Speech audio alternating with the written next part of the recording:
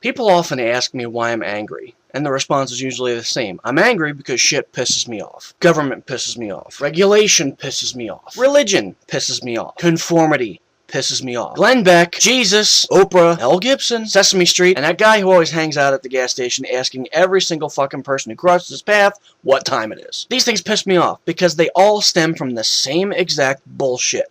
Group thought. I used to be part of the herd and thought everything my parents did. Then I realized I had a brain. I can form thoughts and rationality myself, using my own interpretations of shit that goes on. And I didn't have to friggin' give in to substandard wives' tales of generations past. So I started speaking loud, and for some reason people listened. And that's when I realized something, that in spite of being fairly loud, I'm highly intelligent and logical and rational. Now, most people have an issue with logic and reason because it leads you away from the herd mentality. How does one develop the ability to be rational?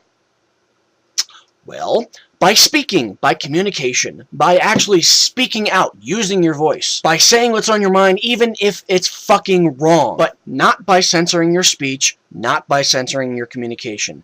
Which leads me to the reason that I am pissed off this morning. Senators Pat Leahy from Vermont and Senator Orrin Hatch from Utah have tried to push a bill through called the Combating Online Infringement and Counterfeits Act, which would basically act as a banhammer, blacklist certain sites that the Department of Justice feels violates copyright. Now, luckily, this bill was shelved, albeit temporarily, much to the embarrassment of the assholes from the RIAA, the MPAA, and every other bullshit organization that has to have 4 letters to explain who the fuck they are. You know, basically the people who put people in jail just to make their fucking balls feel big. And now the IP czar, or more formally, the House's Intellectual Property Enforcement Coordinator, Victoria Espinel, has been meeting with ISP registrars and other assorted internet entities or whatever to try and voluntarily make them do what the bill would require them to do anyway, namely censoring specific sites on alleged infringement, which effectively means that all the 12-year-old douchebags on YouTube who post stupid anime videos